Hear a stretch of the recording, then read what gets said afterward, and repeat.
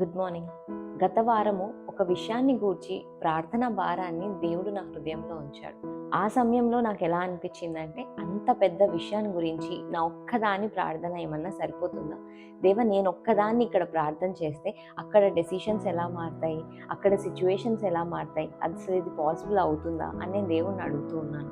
వెంటనే దేవుడు నాకు ఎస్తేర్ను జ్ఞాపకం చేశాడు. దేవుడు నాతో ఇలా చెప్తూ వచ్చాడు, ఆ రోజు ఎస్తేర్ కూడా నీ వలె ఆలోచించింది. తను ఒక సాధారణమైన స్త్రీ, పెద్దగా కనెక్షన్స్ ఏమీ లేవు, రాజు దగ్గరికి పర్మిషన్ లేకుండా కూడా వెళ్ళకూడదు, తన చేతిలో ఎటువంటి అధికారం కూడా లేదు. కానీ ఆ ఒక్క స్త్రీ యొక్క ప్రార్థన ఆ దేశంలో ఒక చట్టాన్నే మార్చేసింది. మనలో కూడా చాలా మంది ఇలానే ఆలోచిస్తూ ఉంటాం కదండి, నా ఒక్క ప్రార్థన ఏం మారుస్తుంది, ఎవరిని మారుస్తుంది, ఎటువంటి చేంజెస్ తీసుకురాదు కదా అని. కానీ ఒక్క వ్యక్తి ప్రార్థనలో ఒక దేశం యొక్క భవిష్యత్తును కూడా దేవుడు దాచిపెట్టి ఉంచగలడు. ఇలా ఆలోచిస్తున్న ప్రతి ఒక్కరితో దేవుడు ఈరోజు ఈ మాట చెప్తున్నాడండి. ఇటువంటి సమయం కొరకే నేను పిలుచుకున్నాను. నీ యొక్క ప్రార్థన చాలు ఈ పరిస్థితిని మార్చడానికి. Don't give up and keep praying. Have a blessed day.